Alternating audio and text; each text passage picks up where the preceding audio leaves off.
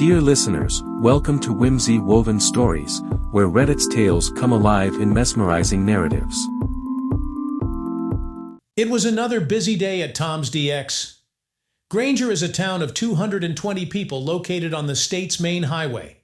The place was about to be overrun by big box stores that would put me out of business, but it was still making enough profit to keep the wolves at bay, pay my employees a decent salary, and put some money in the bank for a rainy day. I had a regular clientele of locals and an endless stream of hunters and fishermen.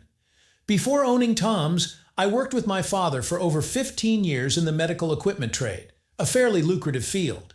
When he died, I thought I could take his place representing half a dozen or more companies. In their collective wisdom, I wasn't old enough at 32 to know what I was doing, despite having done the lion's share of sales for the last 7 or 8 years. My father always said, just follow the money. Deals were being made behind closed doors that I could have spent a lot of money challenging. Since my mother and siblings were gone, I decided to hell with them and sold everything that could be sold, including my parents' house, my apartment, and the building my father built for work over 30 years ago. I didn't leave with little money, but I wasn't poor either, as my parents' office building and house were in prestigious areas of the city. I sold my house at market value and saved a few pieces of old furniture that I wanted 3 generations of antique china passed down to my mother from her mother. I auctioned off the rest, including their 2-year-old Cadillac. Considering I could buy a 7x12 dual-axle enclosed trailer for a little more than double what it would cost to rent, I decided to buy the trailer and hit the road. 7 hours later, I turned onto an old logging road that led to our hunting lodge west of Red Ridge, a town of about 1,900 people. When I arrived, it was well past noon, and I had enough daylight to unpack the essentials, turn on the lights, the stove, water heater and furnace, turn on the water, and unhook the trailer. I checked the propane tank and decided to call to have it filled the next day. The tank showed 30%, but I didn't want to forget and use up the fuel. It was late autumn, which meant the days were pleasant, but the nights were chilly. I didn't have room to store everything in the house, so I headed south to downtown Lakeview County to find rental storage space. Lakeview was home to the county courthouse, sheriff's department, and regional hospital. After driving 47 miles to Lakeview, I had to pass through a small town called Granger. A sign on the outskirts of town said the population was 220 mostly old houses, a few new ones, a tavern, and not much else. I had driven through town for years when we went hunting. Until the DX gas station grocery store came downtown 10 years ago, the blue and white sign still hanging out front was the original one. When the owner died, no one wanted to buy the business. It was empty after his death. His children owned it but lived 6 states away and never came back to Granger after they graduated from high school and moved away. On my way home, I stopped at the Log Cabin Diner in Granger for lunch. The older waitress recognized me and sat next to me. During our conversation, I asked about the old station. She told me the kids owned it and wanted nothing to do with it, but couldn't seem to sell it. She had the impression it was overpriced. Over the next 2 weeks, I was able to find out the phone number of the older brother, a tough lawyer from the South. He didn't want to go north, so I told him I'd go south. A day and a half later, I was sitting in his office, drinking coffee and chatting. When I started talking about selling the establishment, he threw out a ridiculous number. I laughed at him. "You don't want to sell it, do you? This property isn't worth nearly what you're asking for." He glared at me. "No one has the money to buy this dump anyway, so who cares? They'll continue to write it off as a loss every year." I leaned forward. "How much would you sell this for if you could get cash, no fuss, no checking, nothing but a title search and a receipt once the search is complete?" I think he thought I was blowing smoke up his 5th place because he laughed in my face. "I guess you're going to try and tell me you have that kind of money." I stood there wondering if I should tell him to go to hell. But instead, I leaned over his desk and said the number I had in mind. He leaned back in his chair, blinked a few times, stuttered, muttered something under his breath, and stood up holding out his hand. "It's a deal, mister. I want half today and the rest after the title search is complete and the legal paperwork is done." "No," I said firmly, 10% down, which is normal for serious money, and the rest after finishing everything. Like it or not, I'm leaving home tomorrow morning." I was just about to close the door when he shouted, "Wait, come back, get out your checkbook, 10% and I'll start the paperwork tomorrow." From that moment on, everything else was completed using electronic signatures. 3 weeks later, I sat in a title office and completed the transaction. A week later, I had the document in my hands. There was once a gas station, a small grocery store, a small auto repair shop, and in the 50s, a Dodge dealership. At the time of the old man's death, only the front of the store was open. No one had been in the back of the business for ages. At closing, I was presented with a set of over a dozen keys. The title company didn't know what they were for, and I damn near threw them away, but decided against it. I was walking around the place, figuring out what was trash and what could be salvaged, when I came across a heavy metal door with the largest padlock I had ever seen. Heading to the truck to get a set of keys, I tried key after key with no success until I found the second to last one. The lock clicked open and I walked into an Americana museum. There were gas pumps from the 50s and 60s, an old Dodge pickup truck, what looked like a Model T in blocks hidden in a dark back corner, a dozen or more balls for the top parts of old petrol pumps, and then in the small room at the back, the most exciting find: 2 visible glass pumps in good condition, one with a Texaco top, the other with a Phillips 66 top. Next to them sat a Model 38, a vintage Sinclair Globe gas pump. On the shelves, which were mostly rotted away, were old wheels, old wide white rubber tires, shelves of old parts, and a vintage brass Brunsworth cash register. I was so excited I could have wet my pants. I valued what I could see on the surface as worth what I paid for the place. If his smart kids had done a little homework and didn't think their old man was crazy as a fruit pie, they would have realized it was a gold mine. Then I made the decision that I was going to reopen this place. I was going to start small and build it up. The first wave of realism hit me 3 days later. Early snow fell just over 5 inches thick. I decided to install a plow on my F-250 as soon as possible, and 6 days later, as I drove out of the lot, I thought to myself, let it snow. At least now I had the opportunity to take it out. I spent the first 6 weeks going through and cataloging everything, deciding what I wanted to keep and what to auction.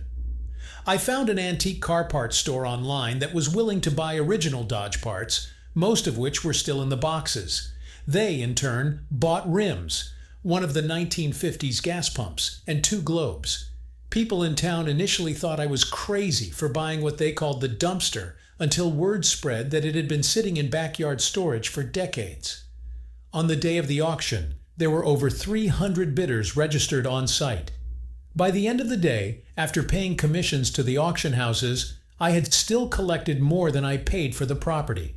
Shortly after I discovered my gold mine, a hotshot lawyer suddenly wanted more money, claiming that I had defrauded him.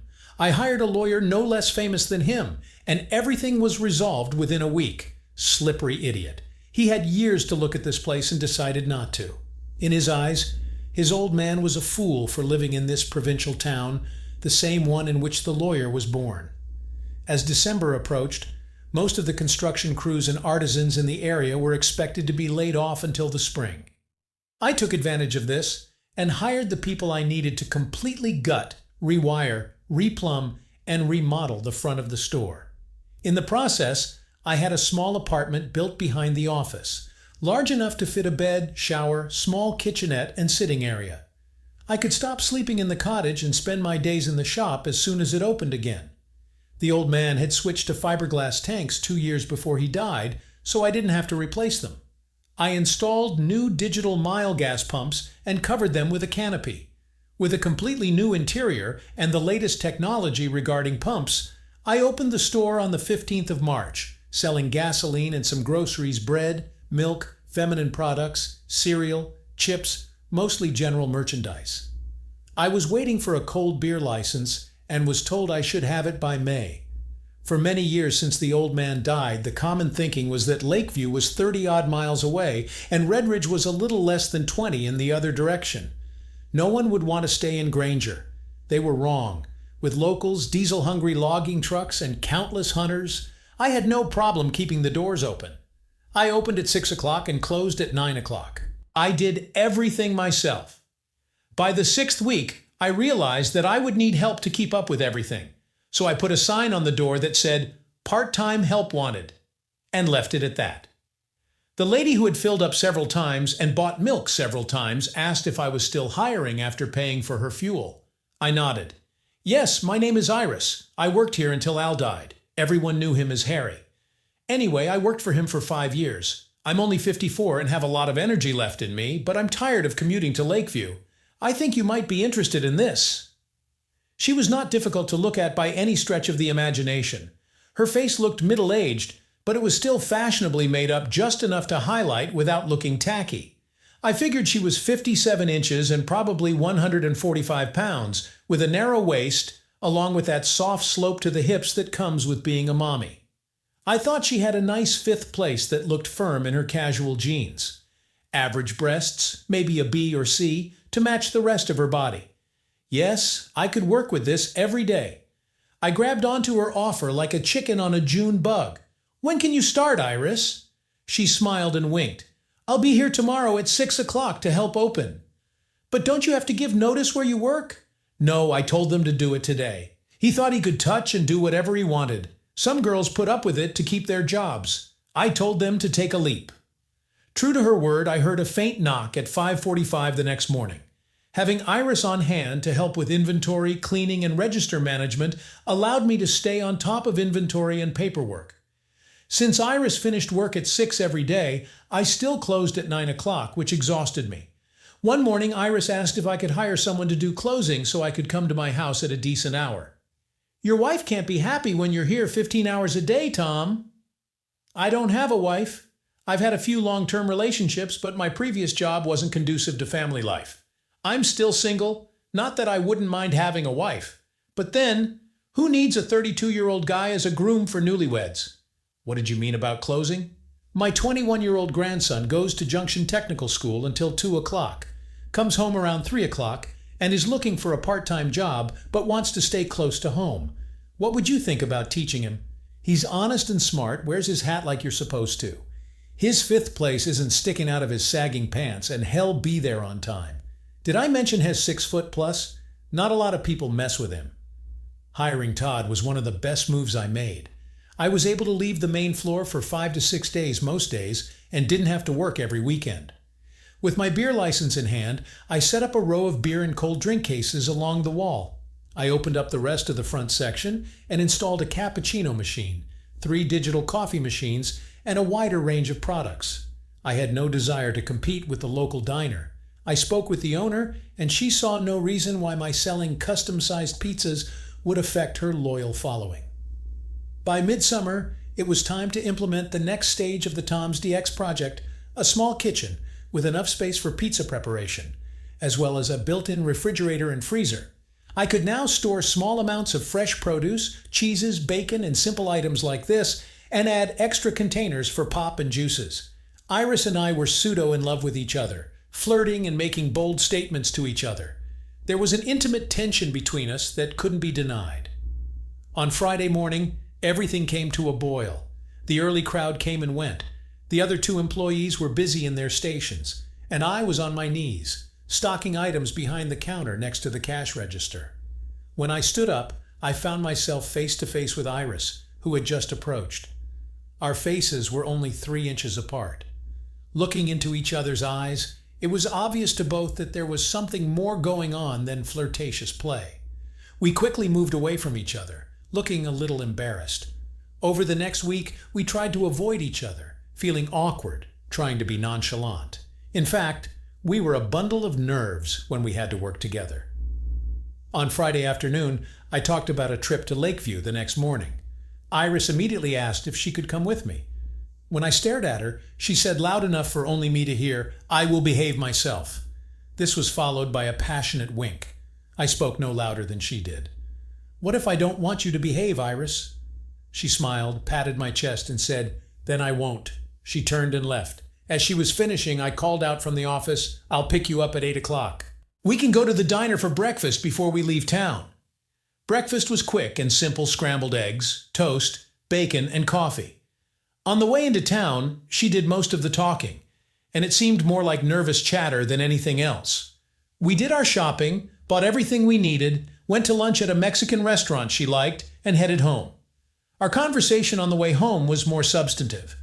Iris talked mainly about her ex-husband. He was a truck driver who was also a Don Juan. She said it took her years to figure it out, and when she did, she took every penny she could get from him. When I dropped her off at the house, I helped carry her bags and commented on how something smelled delicious. I made a beef, carrot, and potato roast in the slow cooker before you picked me up this morning. I can imagine how it was so tender that it literally melted in your mouth. Why don't you have dinner with me, Tom? I'm tired of eating alone. Say, at 5 o'clock? I nodded and left. After unloading my junk, I wondered if I should change my clothes and look a little more presentable when I went out to dinner. Deciding that would be a good idea, I showered, shaved, changed into nicer casual clothes, and went to Iris. She must have had the same idea. Her hair was freshly styled. She didn't wear makeup during the day, but she did then. She was wearing a bright red cotton dress with yellow flowers and sandals. As good as Iris looked on the outside, I found myself wondering what, if anything, might be underneath that dress. I helped her clean the kitchen and washed the dishes before we moved to the couch in the living room. By this point, the tension of passion between us was almost palpable. There was no denying that we were both thinking the same thing. It was Iris who took the bull by the horns and broke the ice. Okay, Tom, you want to be a gentleman and not pushy. But it's obvious that we both want the same thing. We're horny. And we want to make love without commitment or consequences. I'm not looking for a relationship, holding hands, or telling everything to the world that we're in bed together. No pats on the fifth place at work, no secret glances, no whispers in the hallway, no secret flowers delivered from a fan, and the like. I'm a 54-year-old woman with needs. You're a 32-year-old man with needs. I don't have diseases, and I'm damn sure I can't get pregnant. Why don't we stop beating around the bush and please each other? I was curious. Are we going to kiss or just have sex straight to the point? I like this, Tom. I like kissing, but you don't have to. I think it adds intimacy. It's all up to you. I pulled her towards me and kissed her gently. Iris was a good kisser. Soft, full lips merged with mine. Her hand on the back of my head pressed me to her lips. I lifted her chin. I don't have to kiss, but I like to kiss. I want there to be a certain level of intimacy, not just two animals breeding. I don't need a relationship to respect you, and I certainly don't want you to think we somehow belong together if we slept together. Next question. Do you want to do things here or somewhere else? Standing up, Iris took my hand and pulled me up. In my bed, at least for the first time. After that, anywhere in the house. And one more thing. When we finish, everything is over between us. No longing, no blues, no despondency. We have fun, and when it's all over, we smile and leave. In 2 weeks or 2 years, the rules will remain the same. Do you agree? I smiled as I pulled her down the hallway. I agree. I took off my shirt when she turned her back to me, unzipping me, pulling the dress off her shoulders and down. I was pleased with what awaited me, an ordinary woman who seemed to radiate sensuality in her light blue bra and colorful lace cotton panties. They were quite free. I reached up to caress her breasts through her bra, leaning in for another kiss. Do it right. Take off your bra. When her bra fell to the floor, I was happy with her breasts. They were in good shape. I looked at her areolas. They were a nice round light brown variety, measuring at least 2 inches across. Pushing away, Iris told me to get rid of my pants and underwear. Sitting on the bed, I could not take my eyes off the most perfect woman I had ever seen. Her hair was long and thick, but the neckline was not very wide. Her breasts stuck out gently. Taking me by the ears, she guided my face forward towards her naked breasts. Iris held my head tightly to her chest. We made some very tough love, which left us exhausted. When it was all over, she flopped forward on the bed, looked around, and reached out for me to lie with her. She fell asleep when I stroked her face and hair. 5 minutes later, she opened her eyes and reached out to kiss me. This went on for almost a year, during which time she flew to Kansas City to meet an old friend whom she said she would probably sleep with, but would force him to wear protection. Iris also told me that I should contact a recently divorced waitress at the diner, who confided to Iris that she really needed to make love, but didn't know anyone who would keep their mouth shut. I told her to give you a try. She's not looking for anything more than a 1 or 2 night stand. She's moving in 3 weeks and is so horny she's about to go crazy. I told her not to do anything stupid with a local who will show off to the whole city, which is what she did. We dated twice before she had to leave, and Iris came home. Upon returning from Kansas City, role-playing games were no longer so exciting for Iris. She liked making love, and that was all that was required of her. We christened every room in our house several times, including the built-in refrigerators. For some reason, screwing in the freezer didn't appeal. Even the super quick whipping up, Iris let me know when she was excited, speaking so only she and I could hear, "Mommy needs a treat." Our time in each other's bed was coming to an end, and somehow we both knew it. There was no awkwardness between us that night. After we finished our extended hookup, we made love and slept and made love and slept all night in 3 different positions. This was something we rarely did. When morning came, we both knew it was over. Iris smiled and patted me on the cheek, saying, "Thank you for giving me a ride I never thought I would have at my age." The next day at work, everything was as usual. We got along like it never happened, knowing what it was and how much we enjoyed our intimate scenes.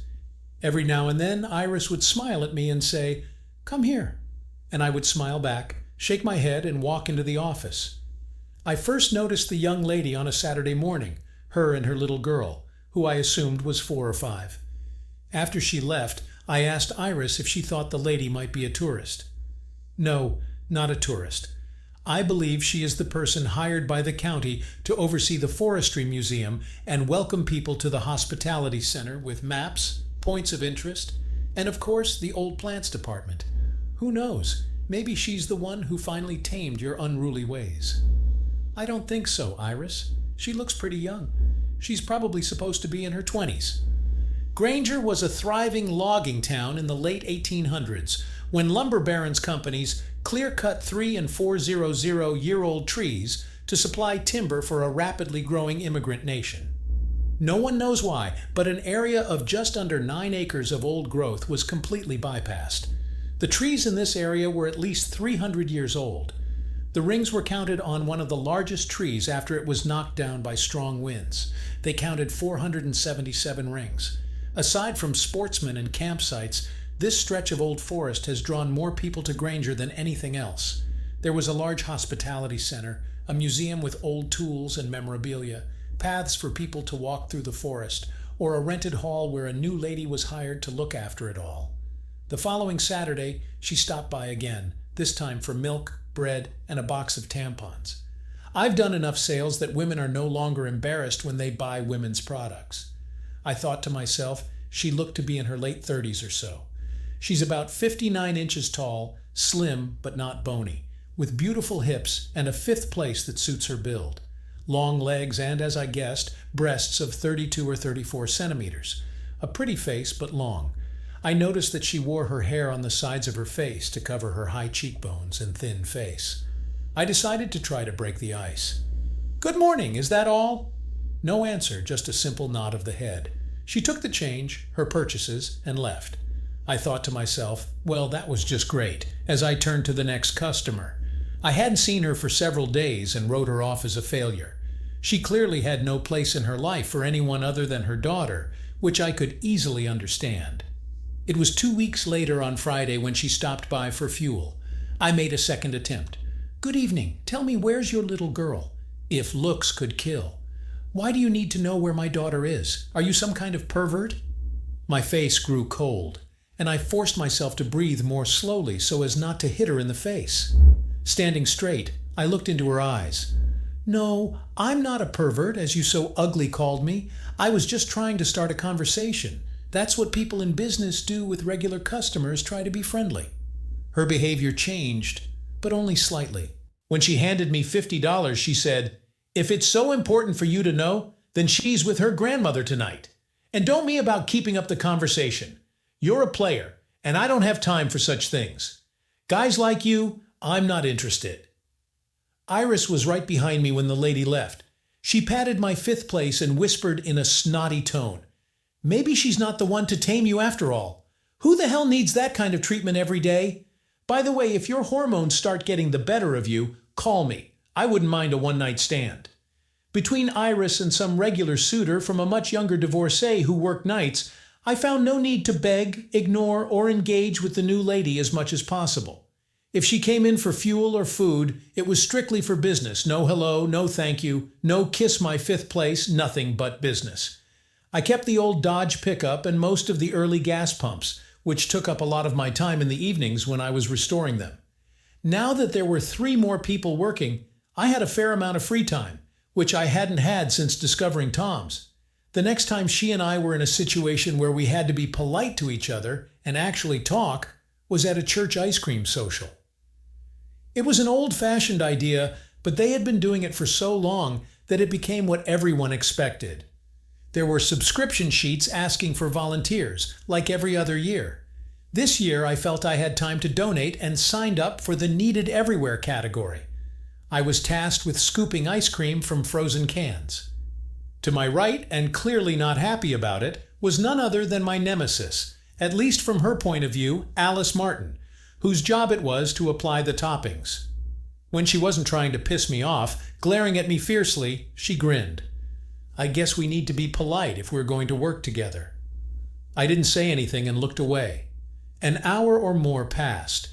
When it was finally over, I was at the bottom of the 3rd jar of vanilla, the bottom of the 2nd jar of chocolate, and halfway through the 1st jar of strawberries when she spoke.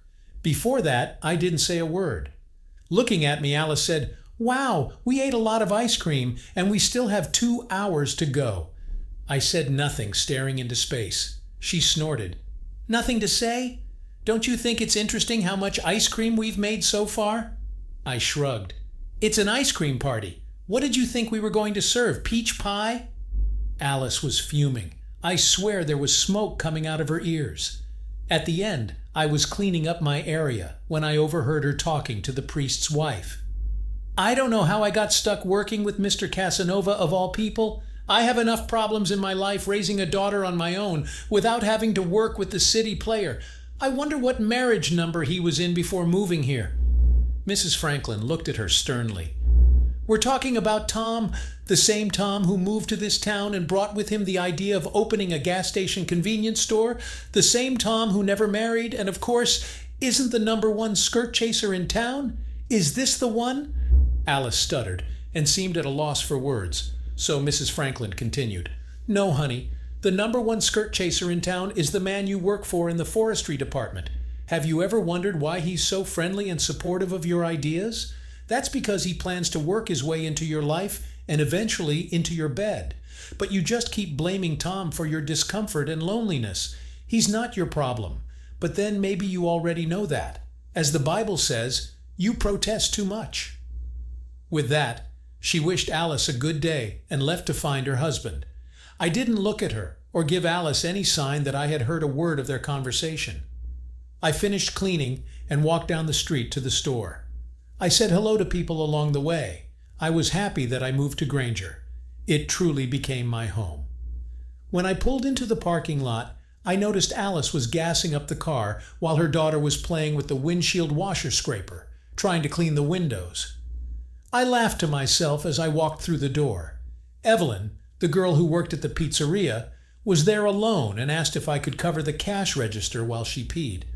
When I asked why she was alone, she told me that young Susan had gone home with a stomachache, which meant she had started her period. When Alice came in, she glared at me. That day, we were giving each child a suction cup, so I offered one to her daughter. I was really surprised when she let her take it. She looked at me, expecting change. "I think I owe you an apology of sorts. I mistook you for someone else." I nodded. "Yes, that's right. Apology accepted." Her face tensed. "You don't have to be so nasty about it." I didn't back down. "In case you haven't noticed, Miss Martin, this is a two-way street. You've been doing nothing but pissing in my cereal since you first bought gas here. Most of the time, you're not polite enough to say please or thank you. So, Miss Martin, who exactly is behaving disgustingly?" Looking at the counter, Alice took the change from my hands, stole a glance at me, took her daughter's hand, and muttered, "Thank you, loud enough for me to clearly hear her, and walked away. As she left, I said loud enough for everyone to hear, "You're welcome." By then, Evelyn had returned. "Why are you letting this woman get on your nerves? You two are like third graders fighting at recess. You both need to get over yourselves. Do you need help, or am I on my own?" I grabbed her chin with my hand. "Get your sweet, soft place back to the pizzeria where you belong." She laughed and slapped my hand. "You're incorrigible, you know that?" I really liked Evelyn. She was in her late 30s, had 3 kids, and her husband drove a logging truck. They were simple, nice people. No hidden agendas, no ulterior motives. You saw who they were, like most residents of the city, ordinary people. There was, of course, drama, but not of the urban type. It didn't take long to realize that the worst thing about being in a small town was that everyone knew you. But that was also the best thing about being in a small town. Everyone knew you and cared about you. I stayed in Granger long enough to realize the third phase of the business. There was no auto mechanic in town. As such, he was more of a sledgehammer mechanic. Only the most desperate turned to him for anything. Otherwise, it was one of the large cities nearby. The elevators in the 2 service bays were still working. They just needed to be tested and certified. I bought a decent tire change station and balancer at auction. Then I found a retail tire store in Lakeview that would sell me tires wholesale plus 5%. Wanting to leverage local talent as much as possible, I reached out to an auto mechanic instructor at Lakeview Technical School in search of a top-of-the-class student. Luckily for me, it was a guy who lived 6 miles from Granger. I call him a kid. He was 27 and had served in the Air Force for 4 years, working in a car park. He attended a technical school to obtain state certification. Given that he would graduate in 6 weeks, I hired him on the spot. Having been married for several years and his wife for 7 months, he was thrilled to have a job so close to home. One thing I knew for sure, with a wife and child on the way, he would be on time for work every day.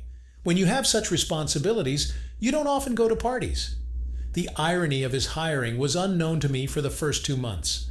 While he was working in the store, I noticed that he was selling new tires to Alice Martin and made a stupid offhand remark to her.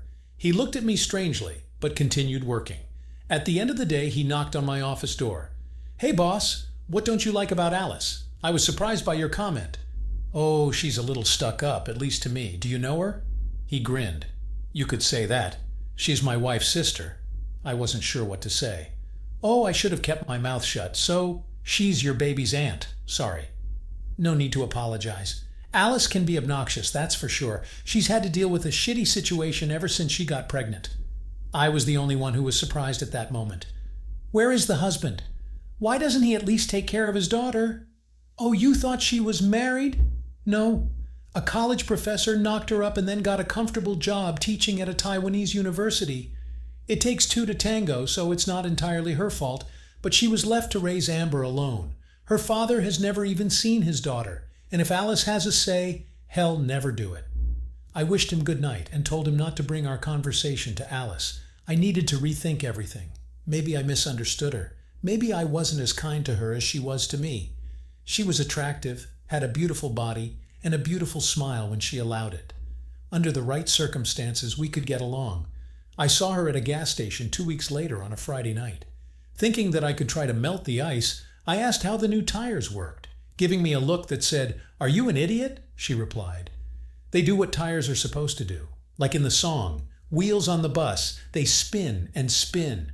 Should they have been doing something else?" I was angry, really angry. If Iris hadn't intervened and bid her good night, I would have jumped over the counter and strangled that stuck-up woman. She got me turning around, placing her hands on my chest, holding me down. She looked up with a frown on her face. "What the hell is wrong with you? Why do you let her get to you? Ignore her. Take her damn money and scream next. Don't play her little games back and forth. You lose every time." I did my best to hold it in. "I know, Iris, but Alice drives me nuts every damn time I see her. Hell, of all places, she couldn't even be hospitable at a church function." Since there was no one else in line, Iris pushed me away from the counter, pinning me against the wall. "What you really need is to make love. Come after 7, I finish at 6. This will give me time to get myself in order and be ready for a pleasant evening. My bed hasn't been warmed up for a couple of months. I need some kind of secluded corner like you." Iris had used the word mommy many times in the bedroom, but never in public until that moment. When Iris left at 6 o'clock, the night shift people were there, and I went to my house, showered and changed, then went to her home. It had been some time since we had enjoyed each other, and I was looking forward to a long, ecstatic night. We didn't waste any time. We got straight to the point and had good, intimate moments. Her grandchild was supposed to arrive in the morning, so I rushed out of the house around 5 o'clock to make it to the station just before it opened. Usually Evelyn opened it and turned on the ovens to the desired temperature. She came from behind like me and slapped me on the back with a malicious grin. "Is Iris boring you, or is it someone new?" "Oh, don't look at me like that. What makes you think everyone in town doesn't know you two date from time to time? I have to admit, you're more fun to be around when you have a night regularly. You should find a girlfriend or, better yet, a wife." The fall hunting season was in full swing. The station and diner were full of hunters every morning during the 2 months of fall bow hunting, followed by 10 days of rifle season. We sold more baked goods, coffee, breakfast sandwiches, and pizza than the rest of the year. We were also a registry location, so we saw more than half of the deer harvested, which usually meant more coffee, beer, and pizza to celebrate. I was in and out of the building so often that I didn't notice if Alice stopped for fuel or groceries.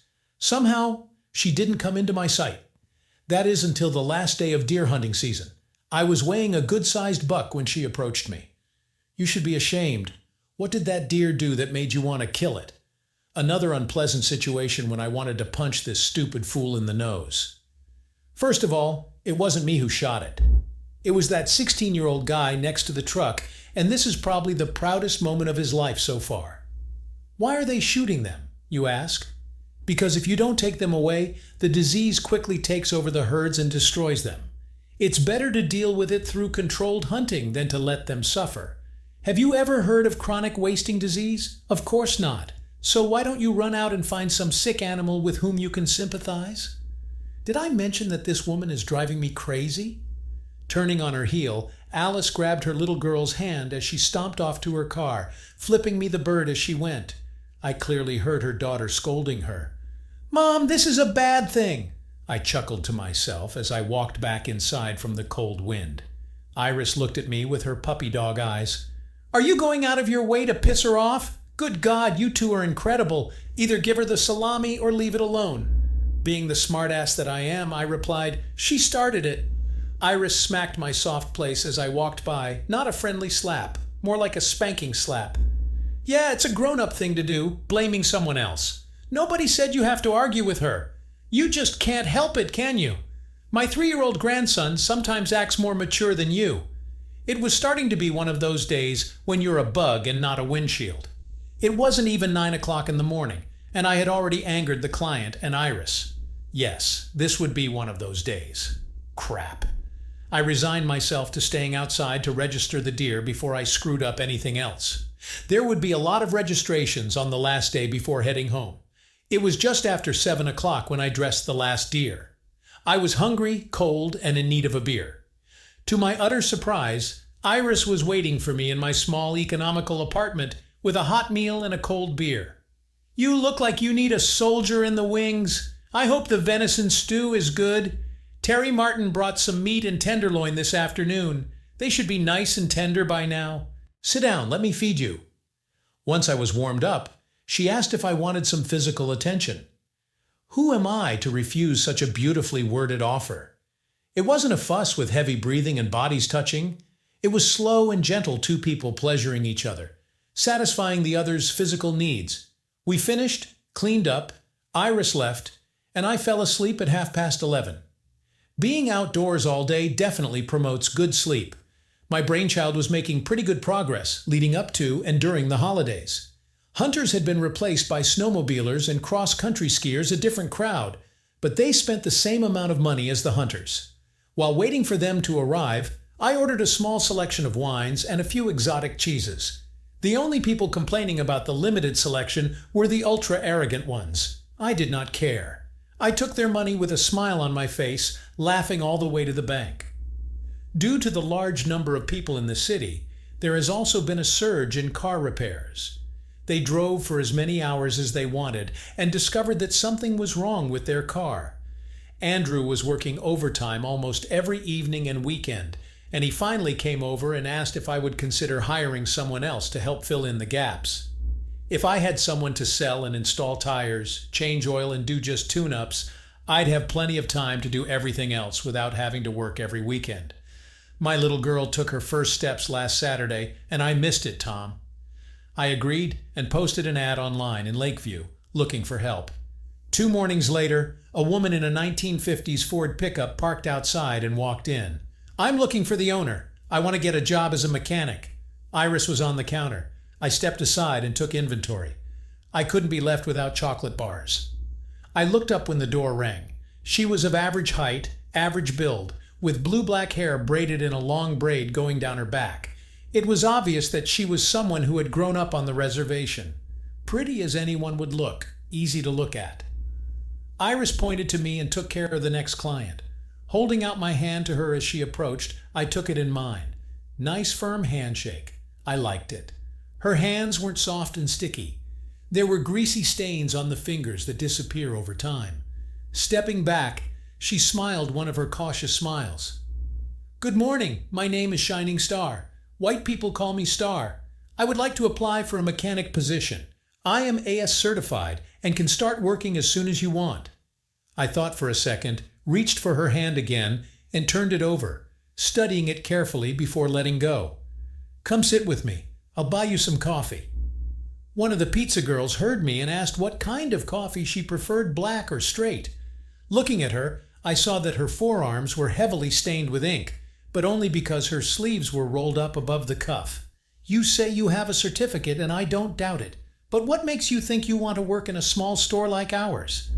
"I've been working at Northland Chevrolet since I left the technical department 6 years ago. I'm not on the reservation, and I'm used to opening a place instead of the city. I mostly changed the oil, tires, did minor tune-ups and the like. 2 things were against it, so I could do more. Even though they denied it, I'm a woman, and am from a reservation. They used to call me a squaw." "I'm not sure I can promise you anything more challenging if you work here. It's a nicer atmosphere than you described, and there's some overtime. If I hire you, when could you start?" Without the slightest hesitation, she answered, "Monday." This got me thinking. What about 2 weeks' notice? "I won't need it. Friday is my last day."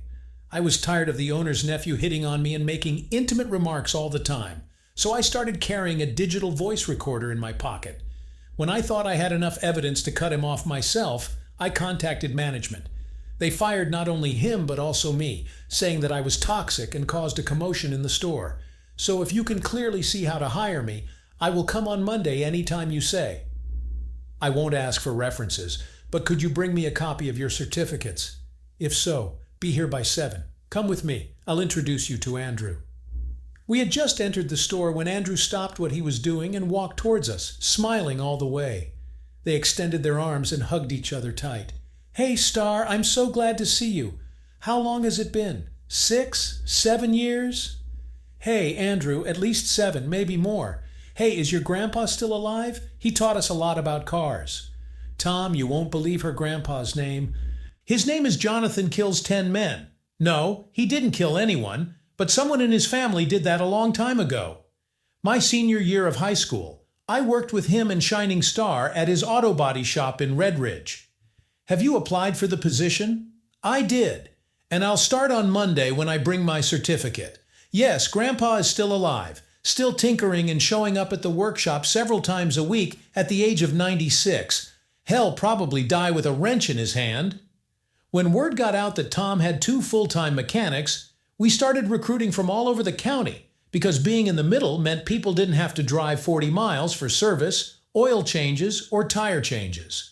Some log haulers asked if I would hire a diesel mechanic and offer truck service.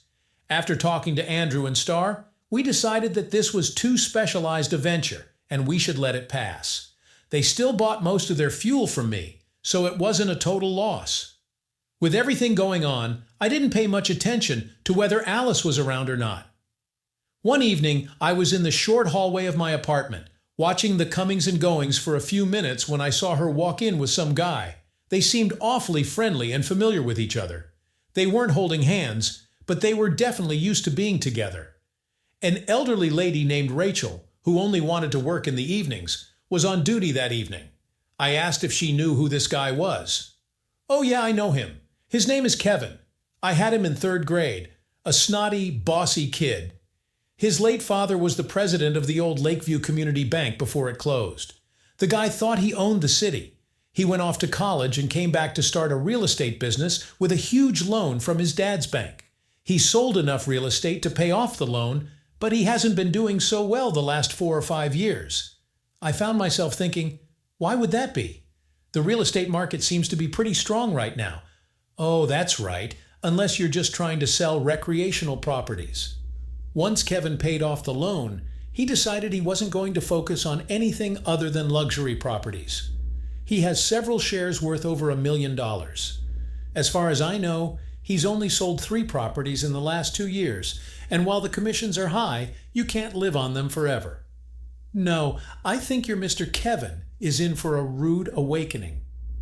I walked away, wondering if Alice knew what she was getting into with a relationship like this. At the same time, I was glad that she found someone she wasn't constantly annoying. I found myself drawn to Star.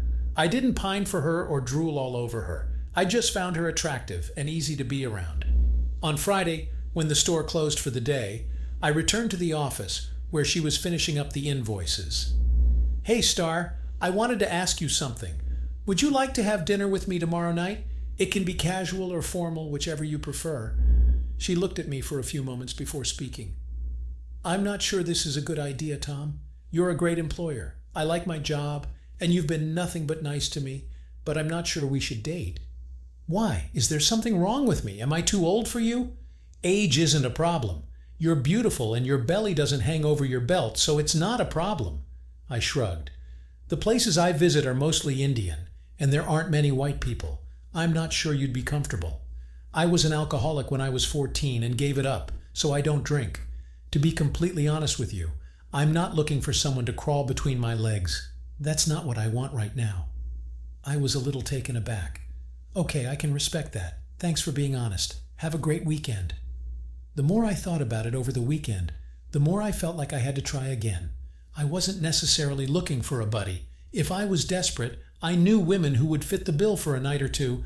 I was looking for someone to build a relationship with and see where it would take us.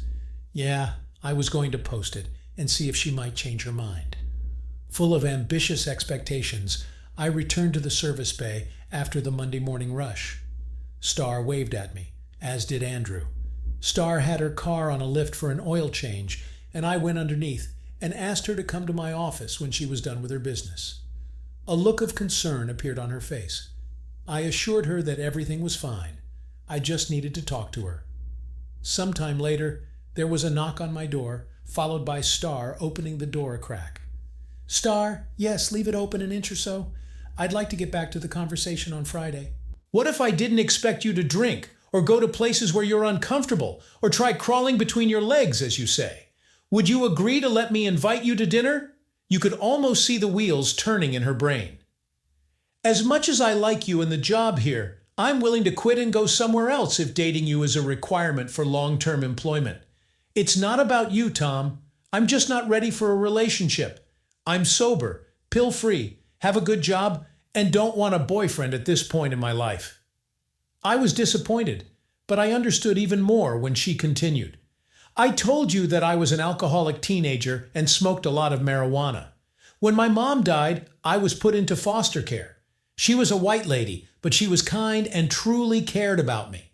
She helped me get sober, quit weed, got me into tech school, and even helped me get my first job. I lived with her until I got that job. This is the first time I'm on my own. I love this feeling of independence. Sorry, Tom. There's currently no man in my future, including you. But you'll still work for me, won't you? I don't want to lose you as an employee. We can be friends. I think there are a lot of ladies. It just so happens that I'm attracted to you, but if you're not in the right mood, so be it." I extended my hand to shake hers. "Friends?" Star smiled as she stood up to shake my hand. "Friends, thank you for supporting me and understanding.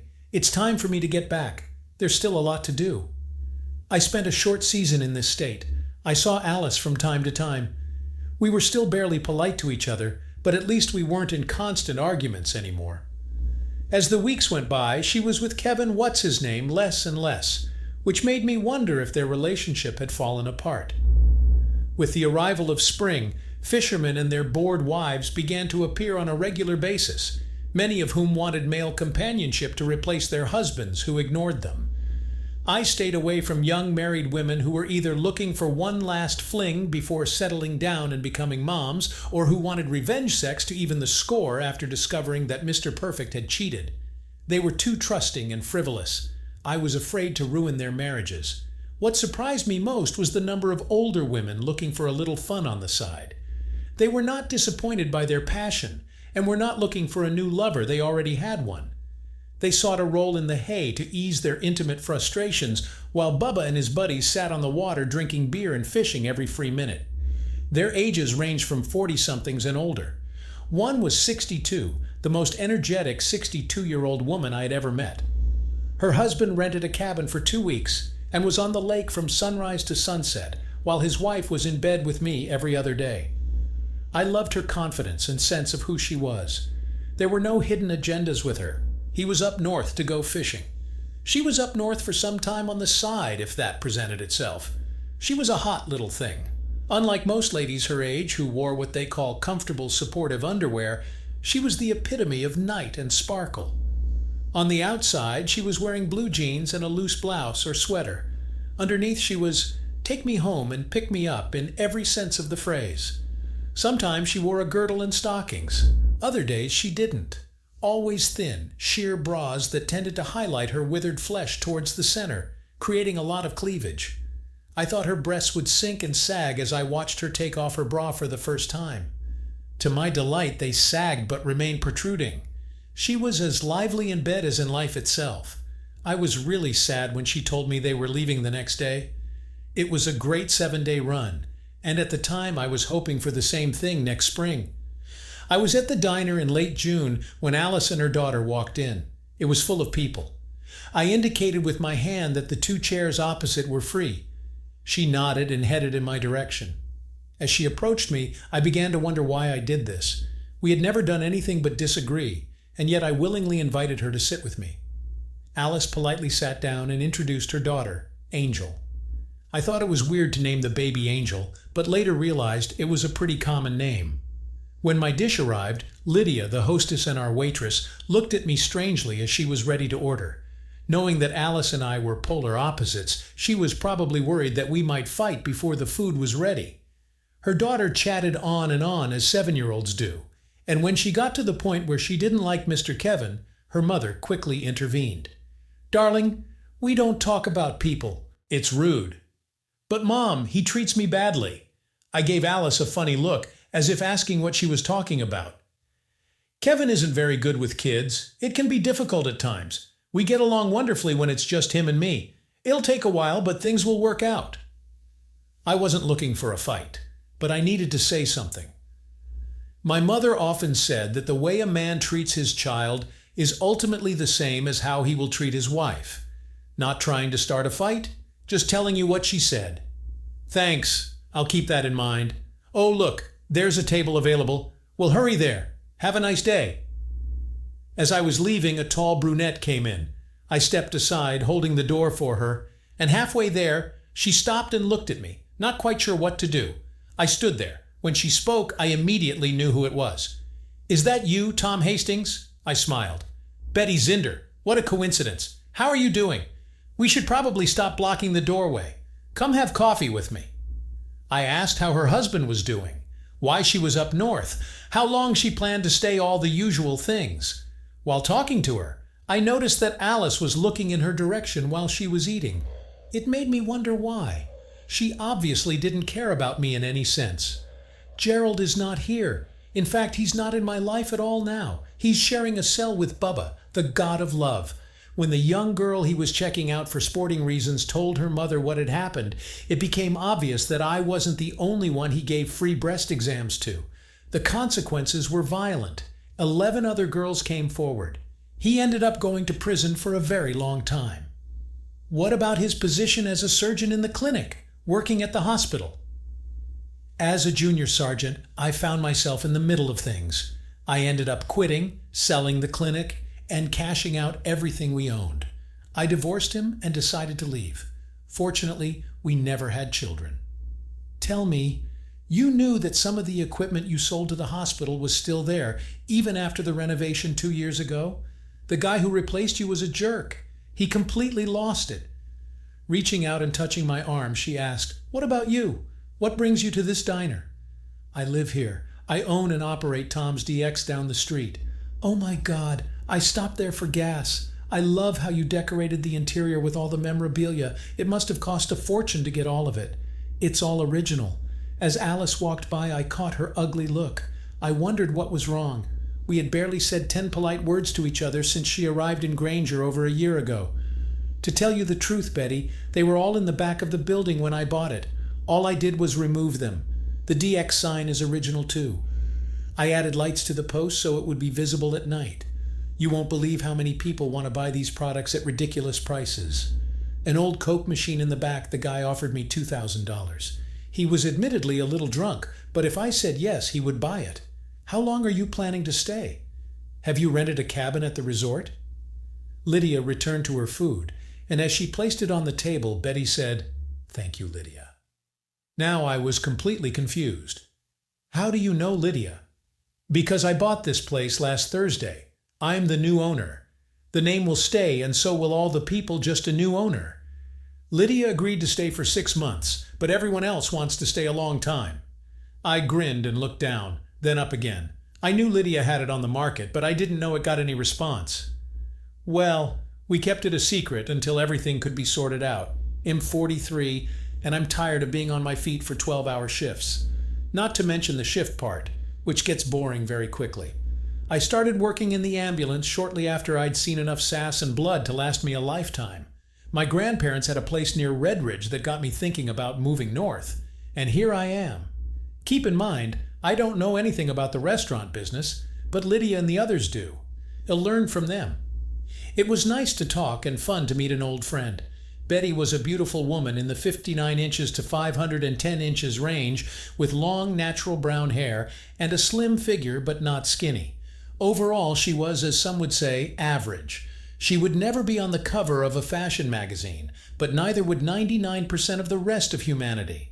I've always enjoyed talking to her in the past. As I was about to leave, she stopped me. "You were one of the good guys, Tom. You never hit on any married women, which was not the case with most salespeople. The entire nursing staff spoke of you in a favorable light." Over the next month, we saw each other more often. I ate at the diner more often. Betty showed up at the store to watch TV and hung out with me 2 or 3 nights a week. We were becoming cautiously friendly. Neither of us wanted to be the first to make a move. The chemistry was present, but who would be the first to act on it? After about 2 months, we became quite comfortable and kissed from time to time.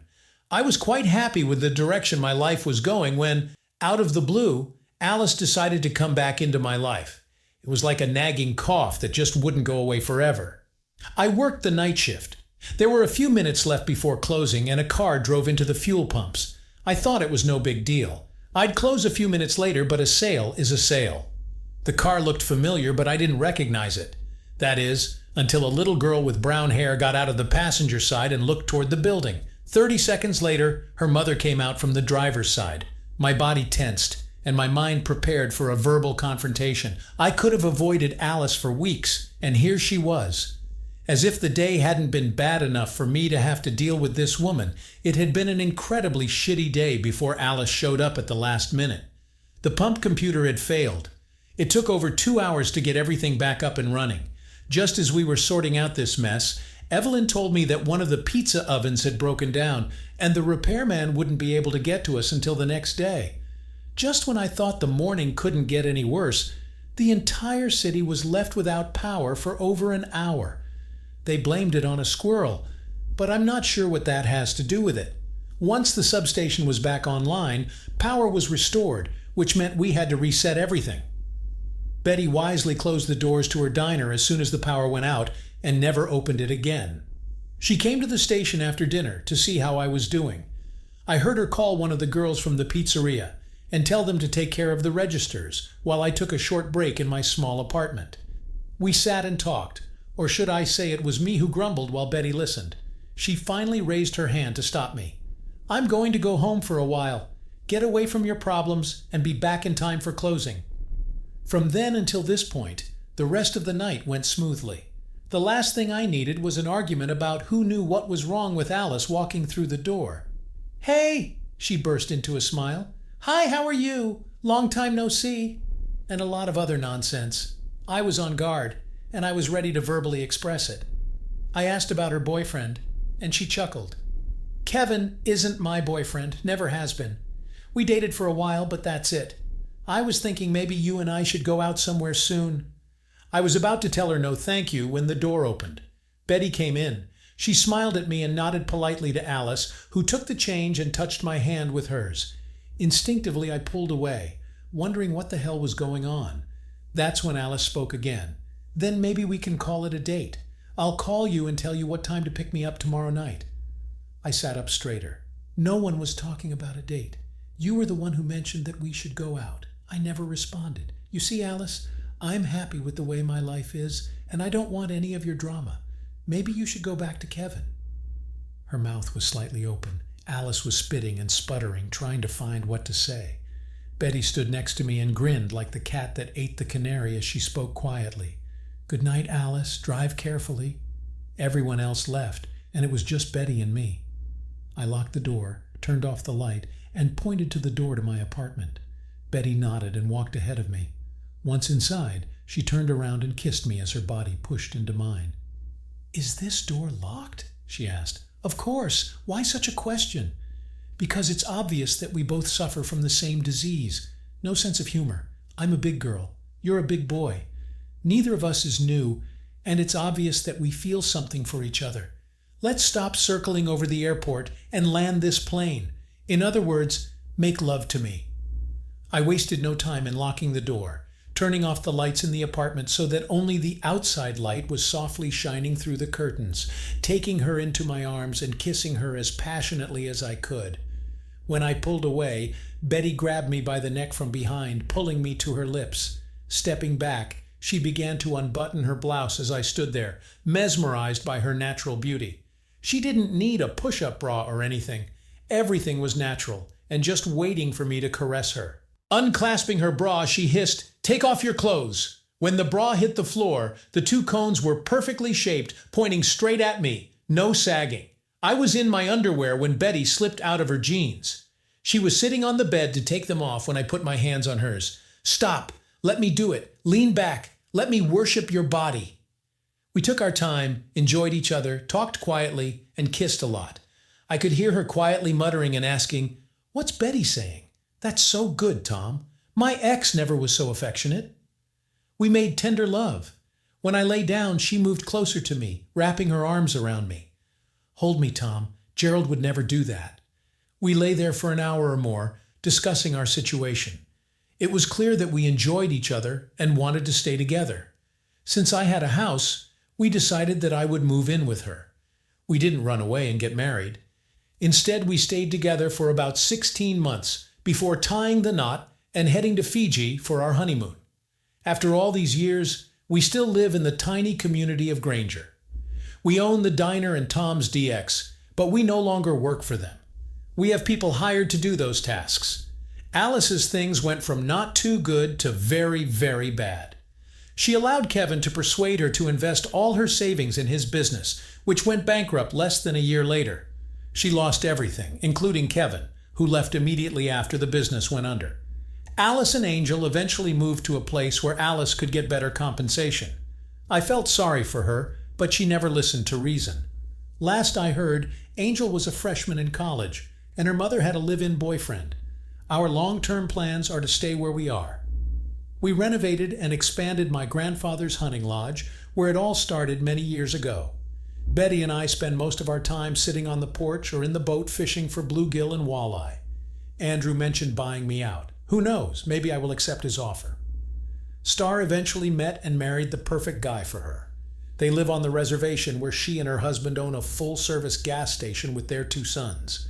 I never in my life imagined that a trip to my grandfather's cabin all those years ago could lead to a happy, fulfilling life. But it did. I have no regrets about ever leaving the thriving town I once called home.